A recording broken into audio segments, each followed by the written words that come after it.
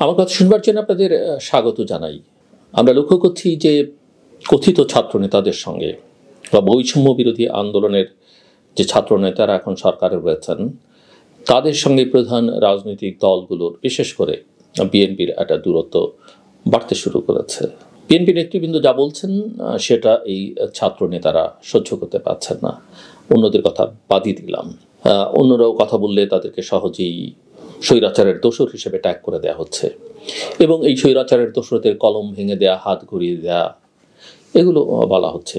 যেমনভাবে জামাতকে বিএনপির সঙ্গে ট্যাগ করা বা বিএনপিকে জামাতের সঙ্গে ট্যাগ করতো আওয়ামী লীগ, ঠিক একইভাবে সেই কাজটা এখন আমরা লক্ষ্য করছি।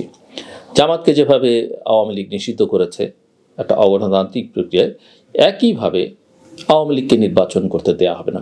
একটা অন্তর্বর্তীকালীন সরকার, সেই সরকারে থাকা লোকজন কোনো আইনি প্রক্রিয়া ছাড়া আগেই যদি এরকম সিদ্ধান্ত দিয়ে দেয় যে আওয়ামী লীগকে নির্বাচন করতে দেয়া হবে না, তাহলে এই নির্বাচন নিয়ে বাংলাদেশের ভিতরে কে প্রশ্ন তুলবে না তুলবে আমি জানি না, আন্তর্জাতিকভাবে এই নির্বাচন গ্রহণযোগ্য হবে না। যারা এগুলো বলেন টলেন তাদের পৃথিবীর সম্পর্কে কতটা ধারণা আছে, কতটা যোগাযোগ আছে আমি জানি না, বাট যৎকিঞ্চিত আমার যেসব যোগাযোগ বা যৎকিঞ্চিত আমি যাদের সঙ্গে কথা বলি, আমি স্পষ্ট করে বলতে পারি কারো কাছে সেটা গ্রহণযোগ্য হবে না, বাংলাদেশের মানুষের কাছে হয়তো গ্রহণযোগ্য হবে না। এবং আমার সেন্স বলছে বাংলাদেশ জাতীয়তাবাদী দল বিএনপি, যারা বড় স্টেক হোল্ডার, তারা সেটা চাইবে না। কারণ তারা জানে যে এই প্রথম বহু বছর পরে তাদের সুযোগ এসেছে ক্ষমতায় যাবার জনগণের ভোট নিয়ে, এবং সেটাকে তারা কোনোভাবেই প্রশ্নবিদ্ধ করতে চাইবে না। আমি অনেকবার বলেছি বাংলাদেশকে একটা তালিবান রাষ্ট্র হিসেবে আমরা দেখতে চাই না, আমি অন্তত চাই না। সিজিএস এর কাজ করতে গিয়ে সারা দেশে ঘুরে বেড়াচ্ছি, যেসব কথাবার্তা শুনছি, আমাদের অনেকগুলো মিটিংয়ে আমরা সমাজের নানা শ্রেণী পেশার মানুষকে আমন্ত্রণ জানাই, রাজনৈতিক দলগুলোকে আমন্ত্রণ জানাই, সমস্ত স্টেক হোল্ডারদের আমন্ত্রণ জানাই, এবং সেখানে যেসব আওয়াজ আমরা শুনছি অত্যন্ত অত্যন্ত ভয়ঙ্কর। এই আওয়াজ আমরা আগে কখনো শুনিনি। আমরা আওয়ামী লীগ থেকে মুক্ত হয়ে আরেক স্বৈরশাসক, আরেক ফ্যাসিস্টের হাতে পড়তে চাই না। অনেকেই বলছেন একে বাদ দিয়ে বিকে কেন চাইবো আমরা, মানে আওয়ামী লীগ বাদ দিয়ে আমরা বিএনপিকে চাইবো। মানুষ চাইলে আপনার চাইতে আপত্তি কোথায়? আমরা তো গণতন্ত্রের জন্য লড়াই করেছি, আমরা জনগণের অধিকার প্রতিষ্ঠার জন্য লড়াই করেছি। মানুষ চাইলে আপনার আপত্তি কোথায়? আমাকে অনেক সময়, আমি আগেও বলেছি যে বিদেশিরাও আগে জিজ্ঞেস করতেন, ডিপ্লোম্যাটরা জিজ্ঞেস করতেন বিএনপিকে তো মানুষ দেখেছে এবং মানুষ তো হ্যাপি না, সো তোমরা কেন আবার নির্বাচন তো দিলেই বিএনপি ক্ষমতায় চলে আসবে। বিএনপি ক্ষমতায় চলে আসবে বলে আমরা নির্বাচনী ব্যবস্থা বাতিল করে দেব, আমরা ভোট করব না? আমি সবসময় বলেছি লেট পিপল ডিসাইড, জনগণকে সিদ্ধান্ত নিতে দিই। জনগণ যাকে চাইবে, আওয়ামী লীগ, বিএনপি, জামাত, বামপন্থী, ডানপন্থী, কিছু যায় আসে না। এবং জনগণই পরে বুঝবে, সে যদি ভুল করে, ভুল করলে বুঝতে পারবে যে তার কি করা উচিত। ভুলের খেসারত সে দিবে, ভুল করলে সেই আবার বন্দুকের নলের সামনে দাঁড়িয়ে পরিবর্তনটা আনবে। আর ভোটের মাধ্যমে পরিবর্তন আনবার সুযোগ থাকলে তো সে করবেই। আমাদের একটা ব্যবস্থা দরকার, আমাদের ইনস্টিটিউশন দরকার, ইনস্টিটিউশনগুলোকে শক্তিশালী করা দরকার। আমরা ইদানিংকালে ওই যে উপদেষ্টাদের বক্তব্য দেখতে পাচ্ছি, গরম গরম বক্তব্য, অধিকাংশই ফেসবুকে দেয়া, ভয়াবহ। একাধিক উপদেষ্টার আমরা দেখলাম, ভয়াবহ। অনেকে আবার আমি যেসব কথাবার্তা বলি তখন আমাকে আবার ট্যাগ করার চেষ্টা করছেন। আমি কি বিএনপির হয়ে কথা বলছি? আমি সরি, আমি কোনোদিন বিএনপি করি নাই, আমি এখনও করছি না, ভবিষ্যতে আমি বিএনপি করবো না, রাজনীতি আমি করবো না। এমপি মন্ত্রী আমাকে কেউ কোনোদিন দেখতে পাবেন না। আমি কোনোদিন রাজনৈতিক সুবিধা নিয়ে ব্যবসা করা সেগুলো করবো না। কাজেই অত্যন্ত পরিষ্কার, যদি কখনো দেখতে পান আমাকে জানাবেন বা পাবলিককে আপনারা জানাতে পারেন। আমি আমার দেশের স্বার্থে কথা বলছি। 1971 সালে আমাদের মহান মুক্তিযুদ্ধে বা মুক্তি সংগ্রামের সময় শেখ মুজিবুর রহমানের চেয়ে অনেক বড় বড় নেতা ছিলেন। আওয়ামী লীগের সমপরিমাণ শক্তিশালী জনপ্রিয় রাজনৈতিক দল ছিল, কিন্তু সময়ের চাহিদা পূরণ করতে পেরেছে আওয়ামী লীগ। সময়ের সাহসী নেতৃত্ব দিয়েছেন শেখ মুজিবুর রহমান এবং তিনি প্রধান হয়ে উঠেছেন। আওয়ামী লীগের বিচ্যুতি ঘটেছে স্বাধীনতার পরে বিএনপির উপরে। বিএনপি তখন যদিও প্রতিষ্ঠা হয়নি, মূলত জিয়াউর রহমানের উপরে ভর করে আওয়ামী লীগকে রাজনীতিতে প্রত্যাবর্তন করতে হয়েছে। গত 15 বছরে বিএনপিকে হেন পরিমাণ হেনস্থা নেই। আমি একজন রাজনৈতিক বিশ্লেষক হিসেবে বলছি, কোনো ভালোবাসা থেকে না। আওয়ামী লীগের প্রতিও আমার কোনো প্রীতি নেই, আমি কোনোদিন আওয়ামী লীগ করিনি, করবার প্রশ্নই ওঠে না, ভবিষ্যতে তো নাই। রাজনীতির কথাই তো বললাম, আমি সেটা করবো না। আজকেও আবার সেই সময় যাকে আওয়ামী লীগ তুচ্ছ তাচ্ছিল্য করেছে, তার দলের মধ্যে যারা ইতিবাচক রাজনীতি করতে চান, ভালো রাজনীতি করতে চান, বা আওয়ামী লীগকে প্রত্যাবর্তন করবার জন্যে তার একমাত্র ভরসা কিন্তু বিএনপি।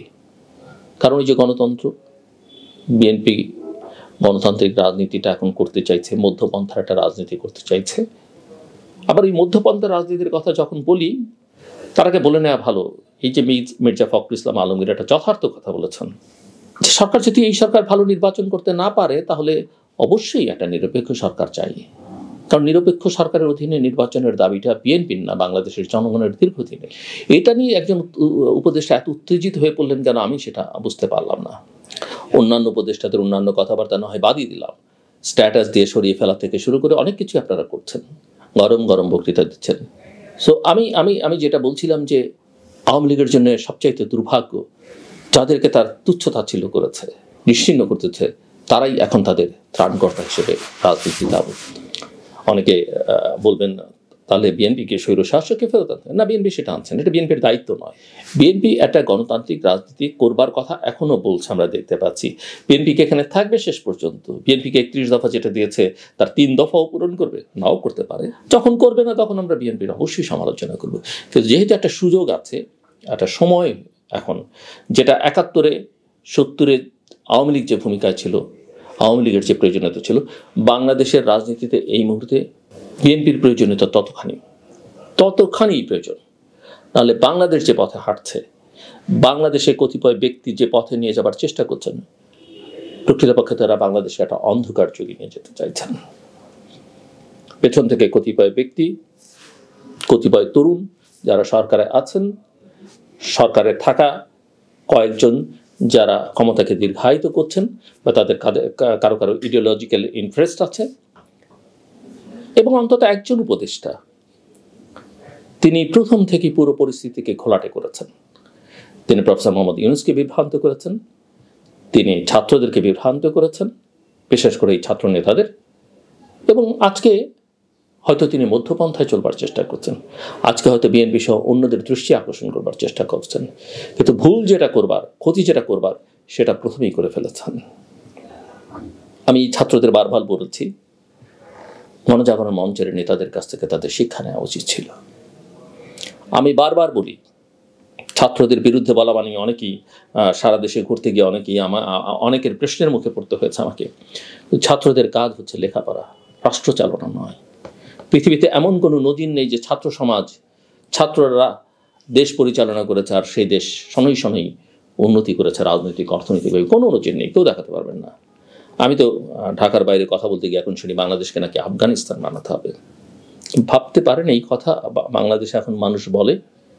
আমরা ছাত্রদেরকে তৈরি করব, তাদের জন্য ভালো শিক্ষার ব্যবস্থা করব, তাদেরকে দেশের বাইরে লেখাপড়া করতে পাঠাবো, যার সামর্থ্য আছে, যোগ্যতা আছে, এবং এমন একটা নেতৃত্ব তাদের মধ্যে দিয়ে করবো যেমন ভবিষ্যতের বাংলাদেশ আরো উজ্জ্বল হতে পারে। পৃথিবীতে নানা জায়গায় ছড়িয়ে থাকবে আমাদের এই ছাত্ররা, শিক্ষা দীক্ষায় বড় হয়ে এমন এমন জায়গায় তারা দখল করে নেবে যেখানে আমরা আমাদের প্রতিবেশীদের সঙ্গে কম্পিট করতে পারি না, যে কারণে আমাদের এত পিছিয়ে থাকতে হচ্ছে, আমাদের আকাঙ্ক্ষা বাস্তবায়ন করতে পারি না, আমাদের ডোমেস্টিক অ্যাফেয়ার্সে আমাদের অন্যান্য দেশ বা প্রতিবেশীরা ইন্টারফেয়ার করে।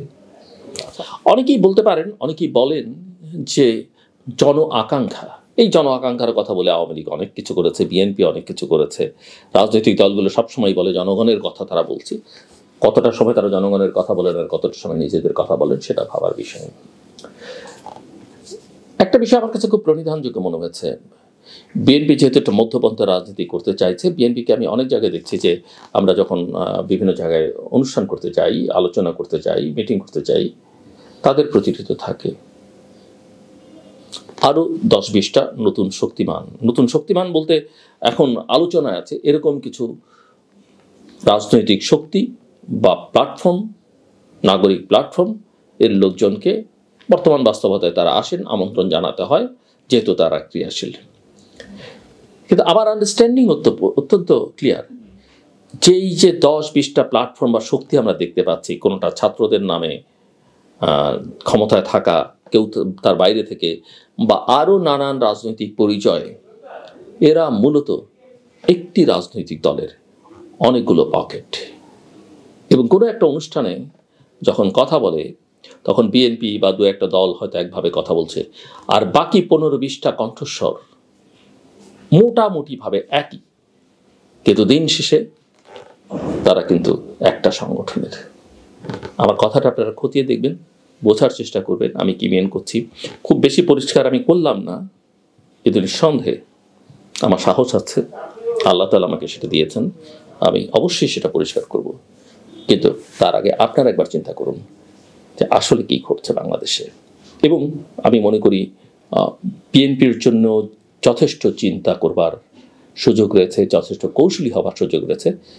মধ্যপন্থা রাজনীতি করলে এটা অত্যন্ত ইতিবাচক দিক। আমি লক্ষ্য করছি যে বাংলাদেশের ডিরেকশনটা কেউ কেউ কোন কোন দিকে নিয়ে যাবার চেষ্টা করতেন সেটা বিএনপি কিছুটা আঁচ করতে পেরে আমরা লক্ষ্য করছি কিছু ধর্মভিত্তিক রাজনৈতিক দলের সঙ্গে তারা তাদের এনগেজমেন্টটা বাড়াতে শুরু করেছে, কথাবার্তা বলতে শুরু করেছে, কিন্তু নিজেদের যে সক্রিয়তা সেটাকে ধরে রেখে।